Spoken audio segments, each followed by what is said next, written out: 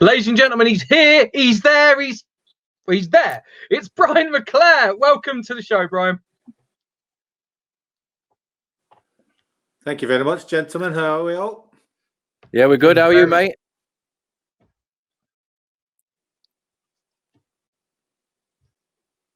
Are you there, mate? You got us there, man? We had you earlier. Sound isn't very good. No, it's disappearing. We tried this before. If you try logging out and logging back in again, that does tend to fix it, to be honest with you.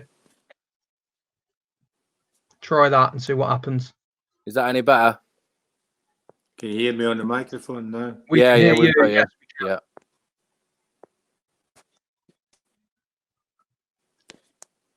Just while Brian is trying to sort that out, just to remind everybody, the quiz question today is: what do all these players have in common with Brian McClair? We've got Ben Foster, Wayne Rooney, Zlatan Ibrahimovic, and Antonio Valencia. That question is scrolling across the bottom there, and someone will win a signed, framed Brian McClair piece.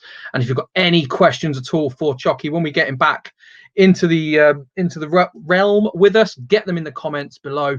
And we will ask them to Brian McClair as soon as we get him back. Obviously, having a few technical difficulties there.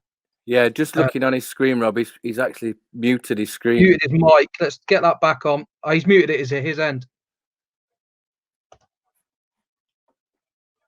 Let's send him a little private chat.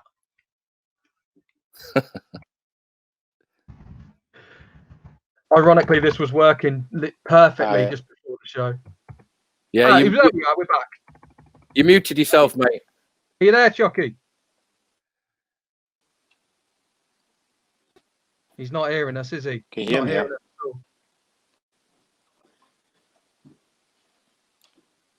It's a good start to today's show.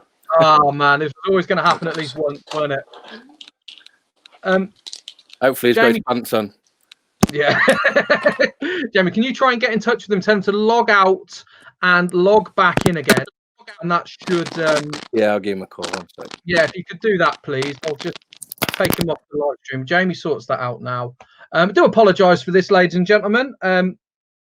Jamie's going to try and deal with this now. As always on the show, we're going to go through Brian's fantasy 1 to 11 of Manchester United players. We do have a quiz, and the theme of tonight's quiz is Manchester United versus Celtic, because obviously of McClair's proud career that he's had with both those two amazing clubs. We're going to test his knowledge on both of those as well. And every answer he gets right in that quiz, £10 will go to the NHS. We do apologise for this, as always. Let's see if I can bring the man back into the room. Are you with us, Choccy? Oh, yeah. You hear me now? There you are, my friend. There you are. I believe Jamie was just about to give you a call anyway, but hopefully that's that sorted now. So once again, we do apologise to everyone. Yeah, can you hear me? We can indeed, sir. We can indeed. I've got you there. Magic. Cool. Excellent. Right. So, without further ado, how are you coping in lockdown, Brian? How's things for you? Well, Jesus, coping as well as you can. I've been taking up running, something that I've never done in my life before, even when I was a professional football player, because I've hated it. And I go out for a run. Obviously, it's still at a social distance from lots of people, apart from the cyclists, because they're pains in the arse and won't get out of the way. And I think I'm at the fittest I've been for 30 years. That's amazing. Are you enjoying it? Because they say running's really, really addictive. No, I hate it. No, Do you absolutely hate it? Oh, fantastic. Oh, I hated it, yeah. I'll tell you what, there's a little thing about running, you know, when I was at United, second season or something like that, Alex Ferguson and the Archie Knox were doing taking pre-season. And my idea of running was to finish in front of Jim Leighton, who was doing his very, very, very best and hardest he could to run in a 12-minute run once at Ayrshire Road in Salford. And I was quite happy finishing at about 39 yards in front of Jim after 12 minutes. And Archie Knox, Fergie's assistant at the time, blew his whistle, and I stopped. Just like that. And get rid of Jamie again. Oh no, and he shot over. Keep running. Oh, no. And I looked over and I went, "You keep fucking running." So I continued. I had to keep running, and he made me run past all the players who were laughing as I got back to where they were stopped at the pavilion, and he made me run to the furthest part of the training ground before he blew the whistle again to stop. So I'm like a bit pissed off with all this when I'm walking back, and I got to the pavilion and I said to both of them were standing, and I went, "I must be the only professional footballer who has ever done a 13-minute, 12-minute run." It's a great story. Something I'm quite interested in at the moment, Brian. Did you know a week on Friday, it's the 29th anniversary of you winning the Cup Winners' Cup with Manchester United back in 1991? I'm not it's like Thomas Sporsheim from Norway, who knows everything, and he knows more about me than I know about me. I knew that it was in May because, well, I knew, I mean, how many years ago it is as well, because my lad Liam was born a couple of weeks before. Oh, cool. So I'm always aware of that kind of situation. But the actual date, no, I don't. Although there is restrictions on you, I haven't been sitting Googling myself to see what I've done, I've not done in my life, or going into Wikipedia and changing it, you know, into other mad facts. There's mad enough facts in there about me without. Well, I might actually do that tomorrow, Rob. Now that you've why not? What's the worst that can happen? A little into. Yeah, I'll change all my Wikipedia stuff to eradicate all the facts and put in fiction. Yeah. So when it comes to me doing my job, in there already, make it a lot harder. Well, it's not really. You could just always ask me, and I'll give you the There is answer to that. the question There is that. before. Oh no, I'll just give you the question, and you just ask me, and I'll come up with a completely different answer to the question. That sounds fun. As we do normally when we're in your mum's bedroom. Normally, you know, When we're allowed to travel. Well, that's where I come. I mean, you're always in your bedroom in your mum's house. You know? Yes, this is true. This is true. Don't be shy. Don't be shy about denying that. Come on, it's just one of those things. No, it's out there to the world now, isn't it? Yeah, you hang about in each other's bedrooms, trying on each other's old kit. Wow. I'm not sure about that. I'm not sure about that strip you're wearing at the moment. What? What strip is that you've got on? This isn't a strip. This is just a shirt. It's just a t-shirt. Do you know? That's the thing with Chelsea. That's your pajamas. That's your pajamas you've got on. That's it, man. That's it. I'm literally like, do you remember when Brian Robson, signed for Middlesbrough, dressed at the top, shorts and trousers, shorts and socks at the bottom? That's where we are. Business up front, party down below, mate. That's what's going on. I don't really want to think about that. Thanks. Well, too late, mate. I've planted that seed now. That's happened. Okay, I'm going to try before this turns into a full-on roast of me. Let's try and get Jamie back in. He might try and step up for me. He might join your side. I can probably guess what it's going to be. But do you have any fond memories of that Cup Winners' Cup? How you doing, mate? Come on, Jim. Yeah. Nah, leave it. See ya. Hi. Yeah, what are we doing? You, is he away? Right. You, mate. Okay. That's better anyway, because Jamie's boring, isn't he? Let's face it. He's got to come to terms with that. He's boring, isn't he? So. I can't say that. So where are we? Are we in Rotterdam? Amsterdam? Yes. In Amsterdam after the game was fantastic. Yeah, but the party was in Amsterdam. We had a hotel to ourselves, so when we went out for the warm up, it was incredible because it was Manchester weather, and as soon as we saw the weather was like that, we thought, yeah, we've got a great chance of winning this. And it seemed to be in the stadium that there was United fans everywhere, and we certainly felt that we had the upper hand on them, and that was a great game. I mean, for me, the abiding memory is the team talk on the day of the game when Alex Ferguson comes in, and the first thing he says, pointing to me, is, "If you do your fucking job today, we'll win the game." And I thought to myself, "Oh, no pressure then, eh?" And my job, even although I was playing as a striker just behind Sparky, was to man mark Roman Koeman, because he was the player that made them. He was their most important player, and he was the one that made their team work. And every time that they were in possession of the ball, I had to be right next to them. When we were in possession, I could do whatever I wanted to do. Roman Koeman scored from a free kick later on in the game, but that was I was blameless in that. And then the very last, or the very final seconds of the game, the little Welshman Blackmore kicked the ball off the line from another attempt by him, and we went on to win the game 2-1, and huge and wonderful celebrations afterwards. It was a very important trophy for Man United at that time as well. The first European Cup in Fergie's reign. No? Every trophy is important. That's the kind of thing. I mean, if you look at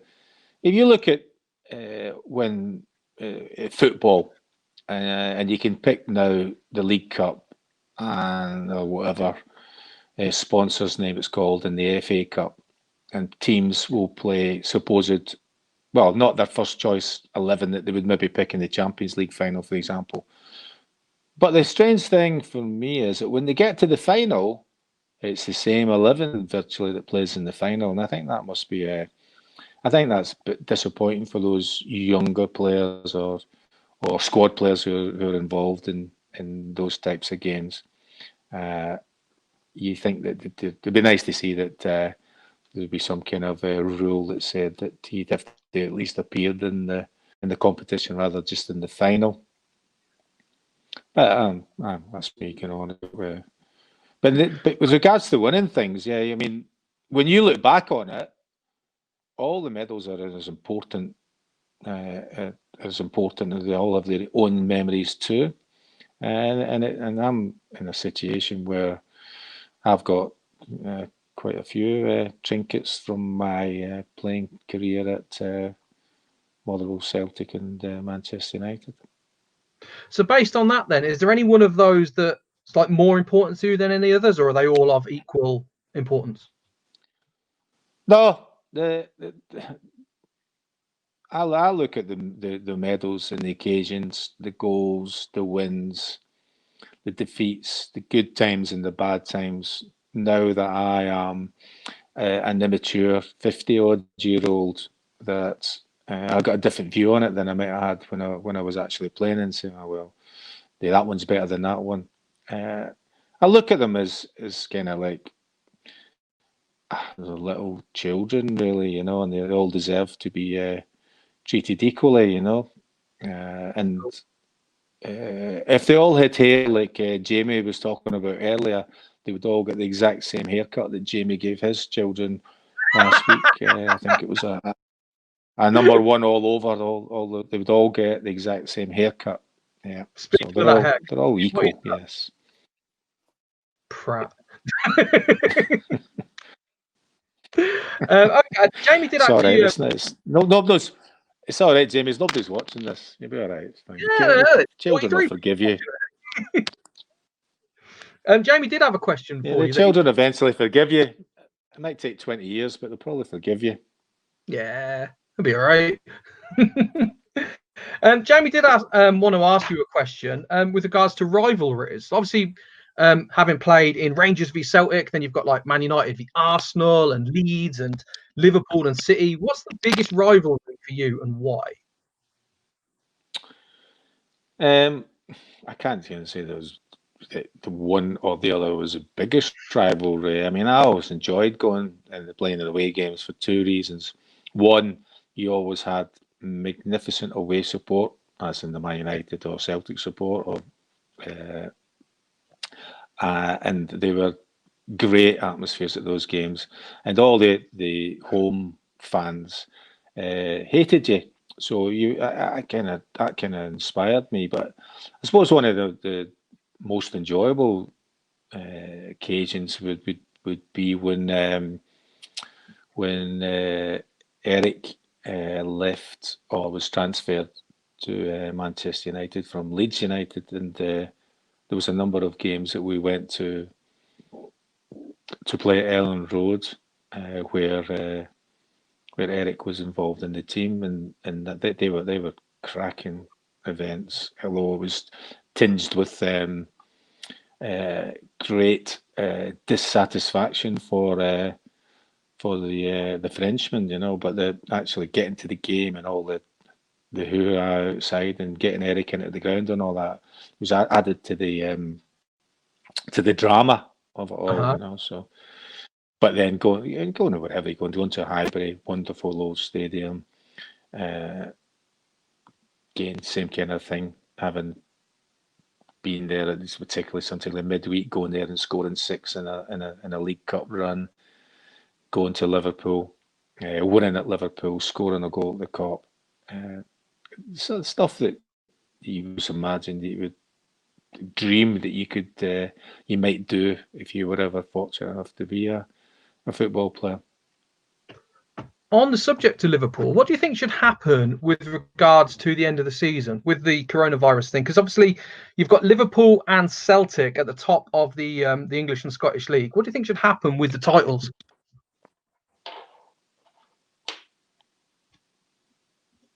Yeah, I didn't catch the end of that, Rob. Sorry, we're saying, what do you think should happen with the titles? Both, like, you've got Celtic at the top of the Scottish Premier League, you've got Liverpool at the top of the English Premier League, and obviously with the COVID situation, what's going on? What do you think should happen with the titles for those two teams? Well, I mean, I think it's been clear about the scenarios that have already occurred.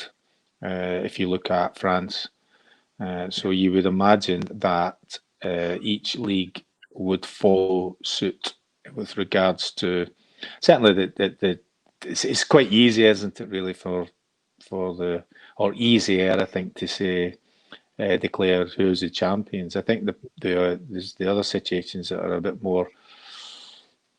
more difficult is with regards to relegation, isn't it?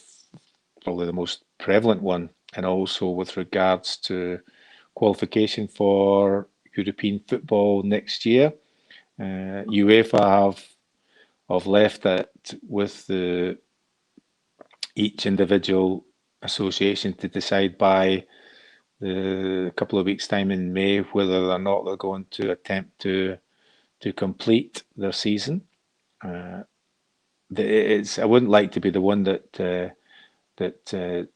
finally decides what's going on. I mean, there was a vote in Scotland a number of weeks ago with regards to what should happen.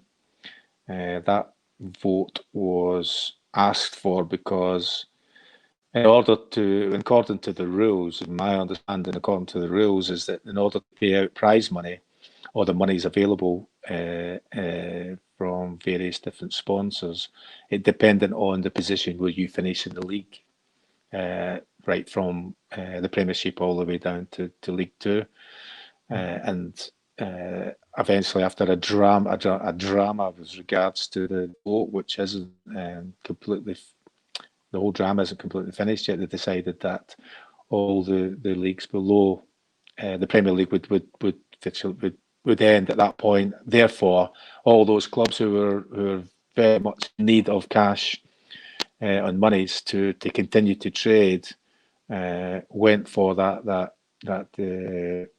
agreed on that mandate that was put forward that they would finish. But I think that, as I said, that I think that it would be you're in a situation. We already had the examples with the other leagues in Europe, where you would imagine that they would go the exact same route or a similar route with regards to the champions. You know. Okay. One final question then before we go to your dream team, Choccy. Where do you stand on the Messi versus Ronaldo debate with regards to who is the greater footballer? I'm a Messi fan. I think that anybody who looks like Messi and can play the way that he plays, I mean, he doesn't look very athletic. He doesn't look that sometimes that professional, I suppose. And I just like him. Cristiano Ronaldo is a wonderful football player and also a magnificent athlete. The records that they two have continued to, I think, standards that they've set performance-wise, both for their clubs and their countries, has been pretty amazing. I can't see there being two players of such wonder and joy going to be in the world stage for a while. Certainly not about the same age and in competition with each other, I suppose. But they've also been part of great teams and have won things, because it's not just about the individual. But I suppose if you'd ask me where would I put my 69 pence, I would go and watch Messi. Interesting answer. Can Okay, you so we're get going to into? I don't know if you still. I don't know if you I've get got into football for 69 pence, but nah. You might be able to put a bet on it. all right.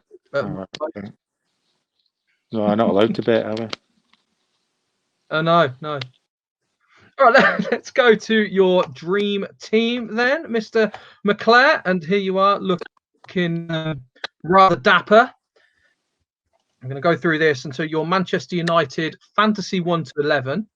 Kicking off with your keeper then is the man who's going to be on one of our shows in the near future, Mr. Alex Stepney. What was your decision with choosing Stepney? I think when somebody pays at the time a record fee for Alex Stepney, that would be Sir Matt Busby, who I think knew one or two things about football players. What his idea of a goalkeeper was, well, it was quite complicated in a way. There was two things he was very keen to know, and those were if somebody had said, "Well, found a goalkeeper," the questions he would ask the scout or his assistants were, "Is he big?" Well, for football players at the time, yeah, Alex Stepney had the stature, yeah, and the other one was he brave? And that was it. Nothing to do with can he save the ball? Can he cut? What's his communication skills like? Does he have a nice set of collection of gloves? You know, does he wear his right boot on his right foot? I think that's quite good. Big and brave, and a cracking human being, Alex Stepney. I had the pleasure of spending a couple of hours in a car with him, listening to him telling me stories about his playing career, and hopefully I wasn't boring him too much by me asking him questions. So Alex Stepney, European Cup winner, is my choice of goalkeeper. And the Manchester United's highest scoring goalkeeper as well, with 2 goals. Oh, well, I think that that's been potentially a little bit of a theme that's going through my team. I think all the players, apart from Martin Buchan, have got a goal in them. Yes, absolutely. The defence here then, Arthur Albiston, Martin Buchan, Steve McQueen and Darren Fletcher at the bottom there. What was your process of choosing these 4 gentlemen? Well, right away, Rob, I think that you're in a situation where you've put your health at risk by saying Steve McQueen. Oh God, did I say Steve McQueen? Rather than Gordon McQueen. Oh man! Are you watching a film in that bedroom of yours? It was always going to happen, weren't it? It was always going to happen. Are you watching The Great Escape this afternoon? This is back from when we had Lee Sharp with his Magnificent Seven poster on the wall. Did I say Steve McQueen? I met the man. We met him in Hearts. Yeah, Steve McQueen. Yeah. Let's yeah, call them in all the different names, right? Man United. Yeah. God damn. Gordon McQueen. Gordon McQueen. So Steve McQueen's now in the team. That's it. You got to Yeah, take Gordon McQueen out and find a picture of Steve McQueen to put in. we'll do it. For anybody who's ever watching this again, you know. You want me to talk about these players individually? Please, yeah, just like why you chose these for your 4 defenders. Well, I'd always have Dan Fletcher in my team because I think that he epitomises Manchester United in the sense of desire and determination to be a football player. After having some difficulties when he was younger with injuries, and then overcoming a serious condition or dealing with serious condition and still maintaining status as a Premier League player. And I've got him as a right back because I know that he's the type of lad who, if you ask them, in fact, if you said to him go and play in goals, he would just go and play in goals. So play anywhere. I've got him in as my right back, but I like the idea that players' energy getting forward, and Darren has always had an abundance of that. Arthur Albiston, anybody that's been at Manchester United for the period of time that he's played for, deserves to be in the team. Again, a good defender, but good at going forward. Steve McQueen, an amazing actor, and had a decent career as a Leeds and Manchester United player, in the and for Scotland, of course. Gordon McQueen has got to be in the team because you want to have, for me, you want to have someone who's the best header of the ball in the defensive area and the best header of the ball in the attacking area. And he is hilarious.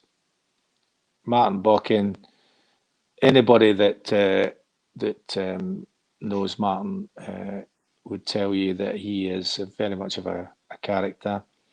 There's a story that his brother came to Manchester United on trial, and his brother was asked who would he like to room with in a pre-season trip, and his brother turned round to I think it was Tommy Dock's assistant and said, anybody apart from that weird bastard over there, pointing to his brother. So if your brother thinks you're weird, you got to be in the team. And Martin will always tell you that the only thing he's got to declare is his genius. So he's in the team. Nice. Steve McQueen next to him. And I'm going to try and get these names right on You're going to guess that? No. Well, yeah, you've got them right as in the... Come on, tell me what the first names are. Let's try that out first. Let's do it. Joe Crerand. Sorry? Bobby Delaney. Jimmy Strachan. You just make it up. Michaela Strachan. Yeah. Paddy Crerand, Jimmy Delaney, Gordon Strachan. I'm happy with that. No, you need to put the other 3 on. Let's get to the 3 up as well then, my friend. And up front we have Joe Jordan, David Hurd, and Dennis Law. No. So what we've got Strachan on the right, Crerand in the middle, and Dennis Law on the left. And then up front you've got Delaney, Jordan, and Hurd. But you might want to play 4-4-2, and all of these players can play all over the place. So they would be quite happy to go out in that pitch and do exactly what they want to do. You've got Paddy Crerand playing the centre of the holding midfield role. It's very popular at the moment. Paddy, tough, uncompromising, good player. Play from the first minute to the last, and every single game. So he'd be the one in the middle. Strachan, he's in the team because great player and hilarious. Dennis Law would and has played all over the pitch for all the teams that he has graced in his time as a professional football player. So it wouldn't be detrimental for me to have him playing on the left-hand side or interchanging with all of those players who'd be playing up front. Jimmy Delaney, I don't know what you call him, but I'll call him Jimmy because that was his name. You may have a different name for him, Rob. Anybody that Matt Busby signs right at the very beginning of his tenure as a Manchester United manager, Matt Busby paid a lot of money for Jimmy Delaney to Celtic, and he went on to play football into his 40s, which is an incredible at any time of the history of the football game. David Hird, because tough, strong, great goal scoring record. Joe Jordan would probably have him in the point right at the top of the team, because Joe came back from, I think Joe was at Milan and came back and played in a testimonial game that I was playing at when I was at United. And in the very first minute, he forearm smashed the centre half right across the mouth, almost knocking him out, and I think taking out some of his teeth. And I was like mesmerised by this and slightly disturbed. And at half time, I said to him, Joe, I didn't know him that well. I says, Joe, what are you doing? You know, that centre half there, you know? He turned around and said to me, don't play fucking friendlies. And a few words, but the words made a lot. So Joe Jordan would be in that team. Lots of goals in that team. A lot of people in the comments have noticed a very, very strong Scottish theme throughout the team, which begs the question, why Alex Stepney as opposed to, say, like Jim Leighton?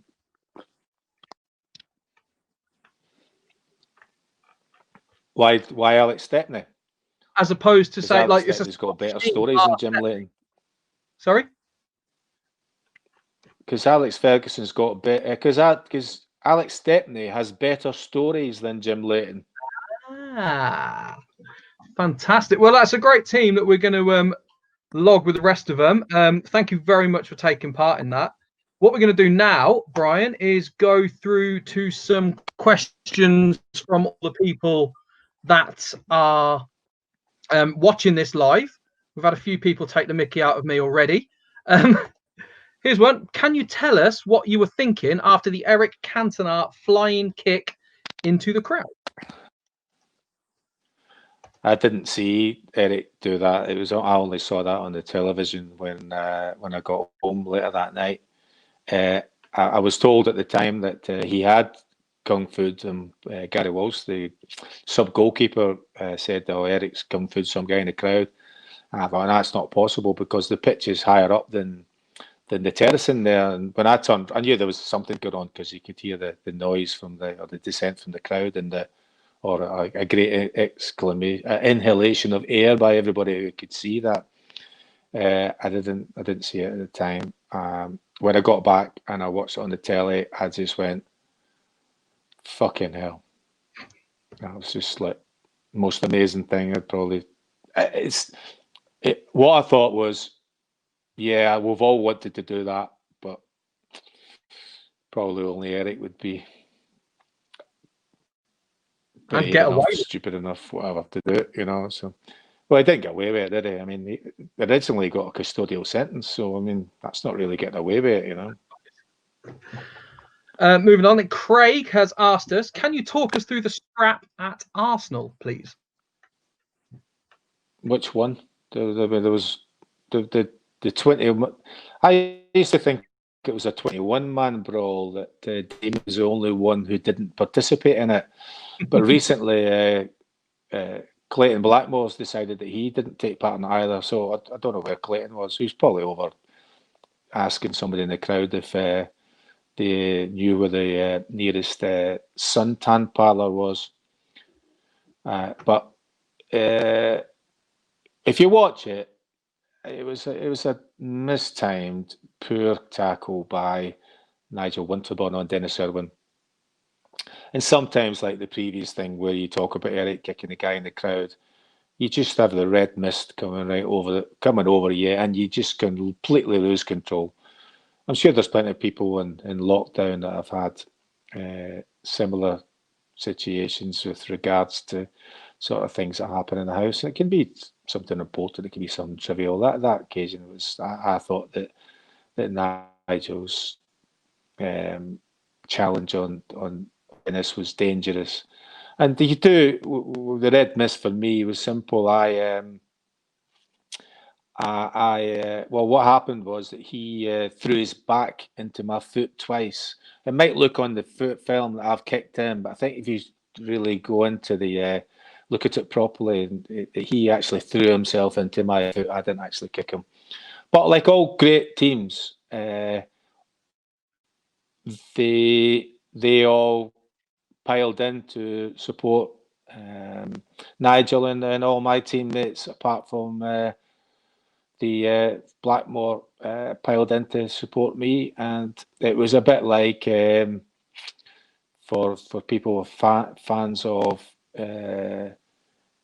black and white comedies where they were speeded up with daft kind of music about people chasing around, punching, people grabbed by the throat, and incredibly at the end of it, when you're thinking, I've never been sent off in my whole career, from starting football as a 9-year-old to finishing football in my 30s, and I thought, there's no way I cannot get sent off here now, considering what had happened. And Keith Hackett, Saint Keith Hackett of football referees, stood back, watched the proceedings, waited till it calmed down, and he booked Nigel Winterburn, and it was play on. And I'm not sure that, Craig, that your name is spelt with 2 Y's at the end of it, but I like it. Question from Stephen Shaw. Can you tell us a story again of when Fergie rang you on a Sunday wanting to give Andy Cole your number? It is golden stuff. Well, how does he know about it? He must have come to one of the How events. does Stephen know the story?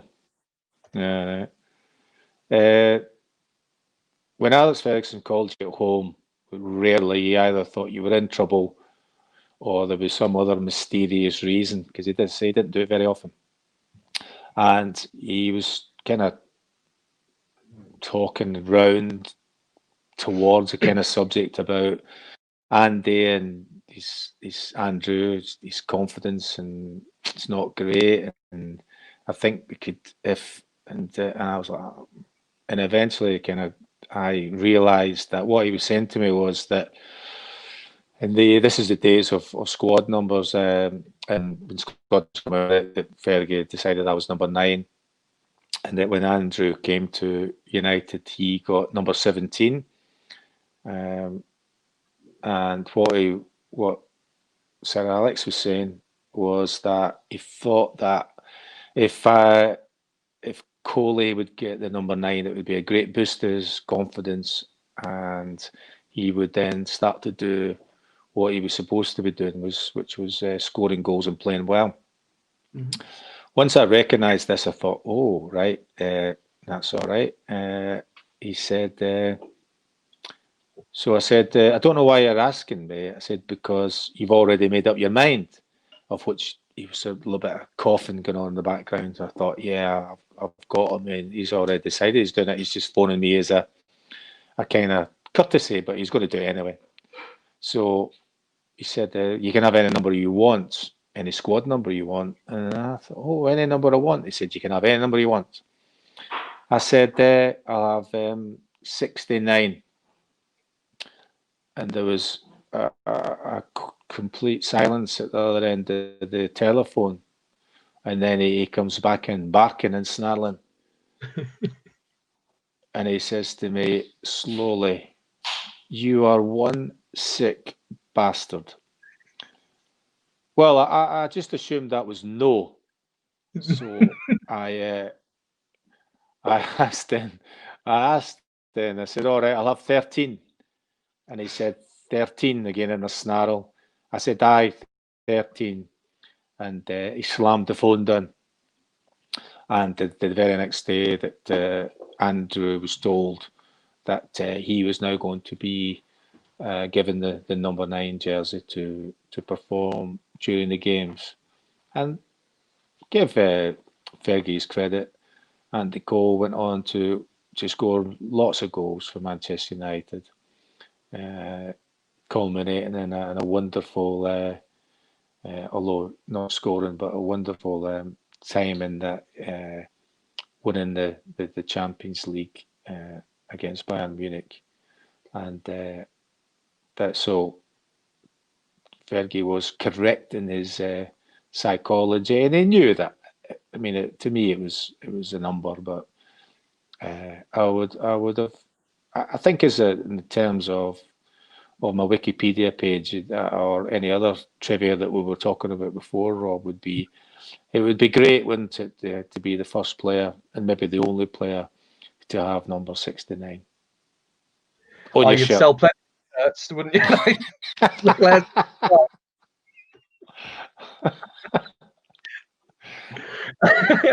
Moving into the modern day, Andrew has been on. He says, do you think Marshall needs to leave, or would you persist with him?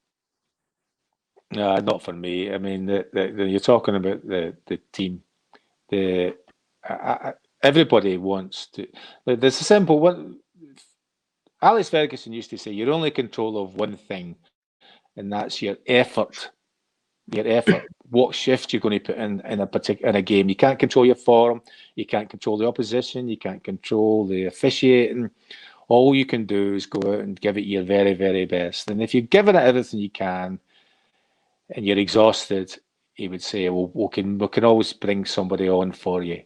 You want to be there at the end of the game, standing before your beloved, or your loved, whoever that is, your kids, your granny, your mother, your sister, your brother, your wife, your dog, and say to them, if they ask the question, I'm not sure the dog will ask the question, but ask the question, how did you do today? And the answer should be, well, I was shit, but I did the best I could. And he'd say, well, that's all you can do. That's all that matters to you. I don't see that. I don't see that in anti-Martial. Punters, fans, supporters, all of us, you just want to see them look as if they're doing the very, very best they can with regards to just running around. And for me, he doesn't do that. And if you don't do it, you have to do something else. So people will point the finger at, as you go back to Ronaldo or Messi, can say, well, they don't seem to be running around, but they have an effect on the game. They're game changers. They win you games. They win you trophies. They win you championships. And if you're not doing that, then you're if you don't run around, you have to make a difference. And I think I saw a little thing today about Berbatov. People could say their thing about, but he said he wasn't lazy. He was clever. And if you look at his goal scoring and what he did, it's very good. I remember people saying it years ago about Matt Letizia at Southampton as well. The same thing. Like, he didn't do anything. But he was a game changer. Yeah, absolutely. He scores goals. He made difference to things and won games. Kept Southampton. His goals kept Southampton in the top division. I think that's absolutely true. As a follow-up question, Andrew's got another one here. What do you think to Scott McTominay and cementing his place as a first-team regular? Well, Scott McTominay is just slightly unfortunate not to make it into the team. I think that Scott McTominay, if he stays at Manchester United, will be a great player for Manchester United. Similar thing to Fletcher. He's come through the youth system. He wants it. He's a Manchester United fan. He's determined. He has overcome several situations with regards to growth spurts and injury and illness. For me, I think he could be he can be a Manchester United great, and I hope that he will remain at Manchester United long enough for that to occur. But it wouldn't surprise me if there were other clubs looking to recruit him in the not too distant future. And the best part of him is he was born on a great day. Well, his birthday anyway. Well, he's got the same birthday as you. Aye. That's Good guess, incredible. Rob. Well, Not because you know everything about me. You've got my Wikipedia page up, and you've got Scott McTominay doll in your bedroom. So I'm going to get one now. I'll have you, both of you together. no. That's that'd be too scary. That's far too That'd be scary. awful, wouldn't it? Moving swiftly on. Somebody hasn't put their name. What was the best night out you had whilst at United? Who with, and why was it the best? The best night out was for me the party in Amsterdam after the Cup Winners' Cup in '91. The whole journey getting to Rotterdam, the occasion, the winning the game, the drama involved in it, going back to the hotel where we'd stayed before the game. The hotel was all ours. It was only the players, friends, and family, and some guests, and it was just a wonderful time. Great music, great singing, great, just a really cracking night. Got to bed about 5 a.m. Got up at 6, and me, Robbo, and my guests sitting at breakfast drinking champagne while everybody else came back down. We were back when we were all on champagne for breakfast, which is just it was a well, if you just say more than just a night out, it was like a whole day, the game, and then the party, and then staying up all night, and then go to bed for an hour. There's something wrong with you if you can't have a good night out in Amsterdam, isn't there? Well, we didn't go out though. We just stayed in the I hotel. just I know there was no going out. just staying in. Still sounds good. Steve Whittle, Aye, what are the Steve. differences? What differences did you see between the setups at United and Celtic after you moved to Old Trafford? There wasn't really much of a difference. I mean, one of the things that I was looking forward to when I signed for Celtic, we got changed into a training kit in the dressing room in the stadium, and then we drove down to Barrowfield, which is half a mile down the road. We'd train, and the first part of the area before getting to the grass pitch where we trained was this red ash that I used to play in when I was a kid. And if it was raining, it was wet, all this stuff would get all over you. Never mind mud, all this red ash stuff would get all over your boots. And people used to try and take it in turns to drive down, but just trash your car, all this red ash and mud and wetness and all this stuff. In fact, some people used to sort of borrow each other's cars, hang about later on, borrow their car, take it down to training, so their car would get trashed. And I was looking forward to, I was thinking, because I hadn't been to Manchester United, I just assumed that that you would have a training area like they do now at Carrington. And I couldn't believe it when the first training session was jump in your car and drive around the corner to Ayrshire Road from the cliff. And it's just exactly the same thing there with players. When you go round the corner, the next minute your car would appear in the car park because Gary Pallister thought it was a good idea to rather than his car get dirty, get your car dirty, So you probably get arrested for that sort of thing now, But so there wasn't really, in terms of the size of the club, the stature of the club, the support. There wasn't much difference at all. Probably very, very similar, and probably because of that, it was quite easy for me to settle in. Great answer, Wendy Tarrant. Who's the best player you played with at Manchester United? The best player I played with, I think, because it was a great benefit to me, and again that point about settling in and being able to establish yourself in the first team at Manchester United was that Norman Whiteside, who a very intelligent football player, but but an intelligent person as well. And he was I just love playing with Norman. I mean, anybody that when you're playing at Highbury and he rolls the ball past the goalkeeper for you to tap in, it's not a bad player to be playing with. Norman was tough, courageous. He was a good passer. He was a good tackler. And at the time that I played with him, he was probably broken, really, in the sense that he'd been subjected to several medical procedures that hadn't gone as well as it probably could with regards to even medicine at the time, and he had to retire not long after leaving Manchester United to go to Everton around about I think he was only 24 or 25 when he retired.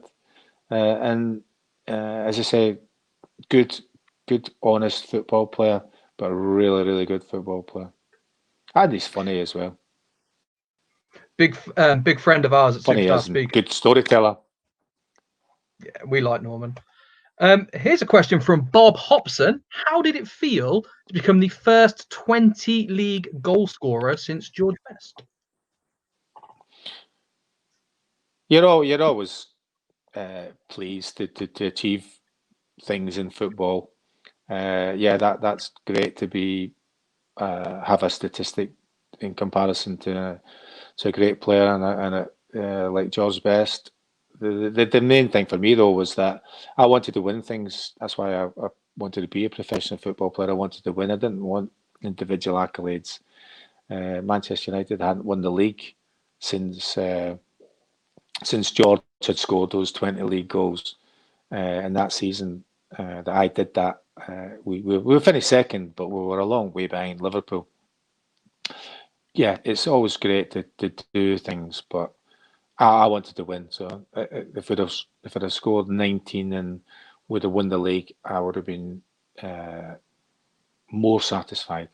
And indeed, I didn't score that I can recall another 20 league goals after that, and we went on to win the league. So it's always about, for me, it's all about the team, not the individual. Great. Speaking of the team, Pew has sent us a message. Who was the biggest prankster in the dressing room? I think there were several of them. I mean, that was all part of being in the dressing room. And that's, if people ask me what I cherished at the time and would choose to, what element of football I would choose to go back to, I think it would be in that dressing room or the dressing rooms, because it was full of fun and joy and laughter, and in various different scenarios like that. And they're always telling the storytelling about other particular pranksters. I've always liked Lou Macari's story when I think United were playing Juventus and the Italian journalists were having a game against the UK journalists or UK football journalists at the Cliff. And Lou and the Italians have always been and will always continue to be very debonair with regards to clothing. Always immaculate, and sure enough, all the Italian journalists were immaculately dressed when they came in silk socks and wonderful suits and silk ties. And Lou Macari went into their dressing room and cut all the toes out of their socks and put them in the teapot in the halftime tea. And the Italians came in at halftime and poured in the tea, and they were all seemed to say that the tea was amazing. That was the best tea they'd ever tasted, until they tried to put their socks on into the game, and their feet came straight out the bottom of their socks, and then discovered that the toes of the socks were in the teapot. I like to occasional prank myself, where I would switch the hot water thing on the shower onto cold or roasting hot, or keep putting shampoo in the back of somebody's head while they were in the bath, keep washing their hair, keep rinsing it and keep washing it, I think that's what happened to Clayton Blackmore. Kept putting shampoo in the back of his hair. I think that's I don't think it was anything to do with genetics. I think it was kept washing his hair too many times. That's why most of it fell out, So it may be my responsibility that Clayton might have not had some kind of procedure to put hair back in his head. We're going to squeeze one more question in before we do the quiz, Choccy. It's from Stuart. What was it like to score your first goal for Scotland? Any difference to scoring your first goal for Celtic or Man United? Oh yeah, it took me a lot longer. It took me an awful lot longer. I'm not my goal scoring for Scotland isn't wonderful. 30 games, 2 goals. Although I think I scored the 2 goals in 3 games or something like that. So it depends on which way you want to look at it. Scoring goals is the best thing in the world. It's probably I love football and I love scoring goals. Scoring goals is for me has always lasted longer than sex. So wonderful to score for your country.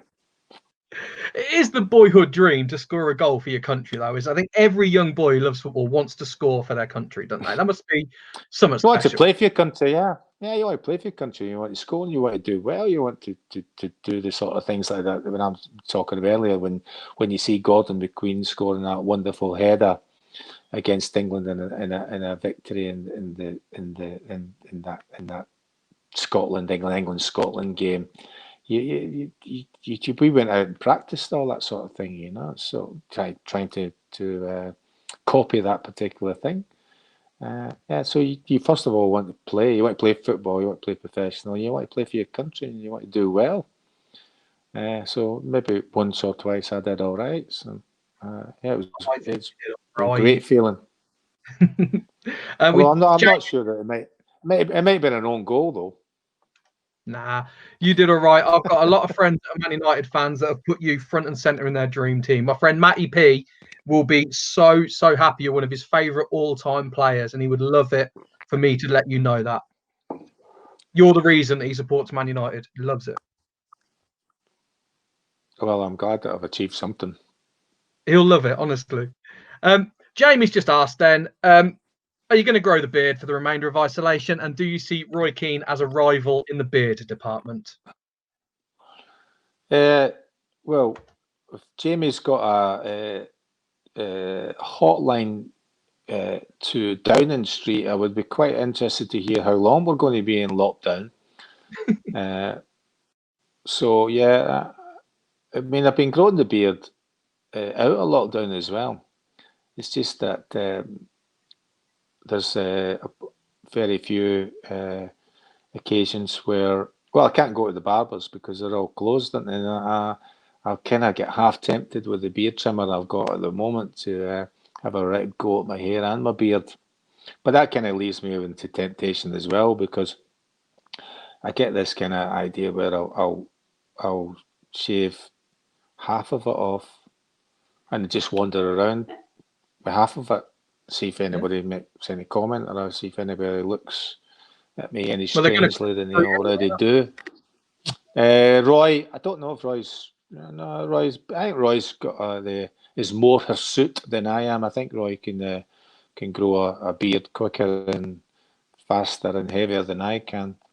But I'm quite happy with it, really. But I don't know what's going on with it, really, because I wonder. I can see loads of people and they've got their hairs. It's all straight, and it looks lovely. And it seems to grow straight. Mine is like got a mind of its own. It's like it's all curly and all different. I don't know what's going on, but you can only do the best you can, and this is the best I can do with the maybe it's a reflection of character, Choccy. Like you've got a mind of your own as well. Maybe it's that. Oh, I've got a weird beard. Is that what you're saying? I've got a deserved weird beard because I've got a weird sense of humour. Well, I'll accept that if I've got to have a if that's part of the the opportunities to have spent some amazing time with you this evening, Rob, is that my beard grows the way it does, then I'll take that. Thank you very much indeed. It's been an absolute joy. Right, so we're going to do the quiz. you can't tell me how much I've enjoyed finding out that you have been pretending all along that you've got somewhere to live, but you actually live with your mum. I know. I You had this it's whole great. like, And you're sitting there, and you're happy there sitting with those pajamas on. I think that's wonderful. yeah. And you've got all I had this you've got all your level of strips from when you were a kid. Up until this point, everyone thought I was cool and credible, and it's just gone, hasn't it? Well, yeah, but you've got 3 United strips, and Yes, what other strip? that's a Newcastle strip. A Newcastle strip. Yep, Right. Okay. I am a Newcastle So fan, but I at primary school, you were a Newcastle fan, and then at secondary school you became a United fan. No, I've been a Newcastle fan since day one. My father was born in North Shields, and I didn't get a choice in the matter. But I put the United shirts up because this is an evening with the Manchester United legends. That's just a little thing for me. You see? Yeah, but usually you don't get a choice where your dad's born, do you? Well, no, Like, he you was don't get a born choice where you're born. So See, I'm from Kettering Town, so like remember Kettering Town, the club Gaza managed for 39 days. That's where I'm from. I've been there. Yeah, I've been there. Yeah, Man United played there. Big was our manager. Yeah, the reserves. Yeah, brought the reserves there. Yeah, Clayton played. Yeah. Yeah. Oh, I don't know. Yeah, Clayton. Sorry. What were you going to say? On you go. It's one of the one goals. I've said enough about Clayton. I'm not. There's Clayton 4 scored goals. a goal. Yeah, he did against Kettering. Right. Right, should we do the quiz, Brian? Should we do this quiz? We've got 10 questions for you.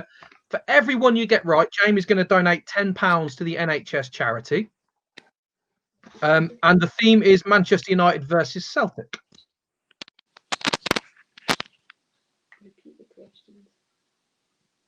Right. Okay. Is that all right? We'll rattle through them. Cool. Which club is older? Which club is older? Older, yeah. Between which 2 clubs? United. Newcastle and. Sorry, what are you saying? Sorry. Man United. Well, it depends, isn't it? Yeah, it depends, though. Yeah. It depends. Right, so are you saying that Manchester United or Newton Heath, that's part of Manchester United then, Newton Heath? Newton Heath. Well, Newton Heath were founded before Celtic. Correct. £10 goes to the NHS. Which club has more trophies? Which is more trophies? Yeah. Celtic. Yep. They're not tricky questions. Brian McClair scored more goals for which of the 2 clubs? Celtic. It was Man United by 1. I was going to say, it can't be many in it. No, there's 1 in it. How am I supposed to know that? You were there. Right, okay. Which ground has the highest capacity? Now. You mean now or when? When? What year? Now. What's it got the highest capacity? I think you'll find that there's probably about a 16,000 difference in favour of United. There is indeed. Correct. It's actually, you're not far off there, 16,500. Which club has the longest unbeaten run of games?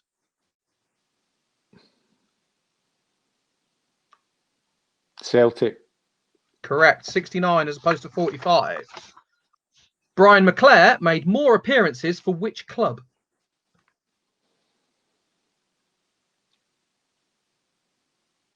Manchester United. Correct. Which club's record for goals scored in one season is highest? Celtic. Correct. 116 to 103.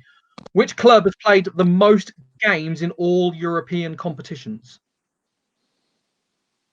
Got to be United now. Yeah, it is. Yeah, by 6. 6 more.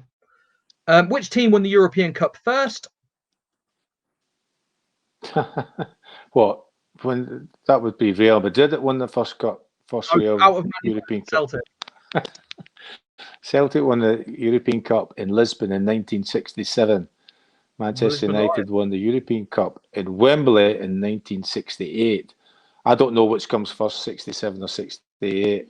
I've just got 69 in my head, so I don't know about 60s. You do that right, they both come at the same time. What was the result the last time Man United played Celtic in the Champions League? Win, lose, or draw? The last time in the Champions League. United win. No, it was a draw. It was a 1-1 draw. United won 3-0 the game before. It was a 1-1 draw. Ask me that question again. Sorry. Well, yeah, Jamie will put another tenner in. What was the result the last time Man United played Celtic in the Champions League? I think you'll find it was a 1-1 draw. I think you'll find it was right. That's another £10 going to the NHS. Well done, Choccy. That's fantastic. I think that's 8 out of 10 you got, which brings us nicely up to the end of the show. Choccy, it's been an absolute pleasure. I do apologise for any of the technical difficulties and Jamie not being involved in this, but I think it's been all right, hasn't it? It's been fantastic, yeah. I've enjoyed it, and it's been a great experience. Yeah, I feel as if I feel as if I've been somewhere else. Yeah. I feel like we've bonded. Rather than just been somewhere else. That's it. I mean, it's great. That's transcendental meditation. Well, I'm not sure how to take that. Brian, it has been an absolute pleasure as always. Thank you so much for joining us here on Superstar Speakers Live, an evening in with the Manchester United legends, and it's Brian McClair. Thank you.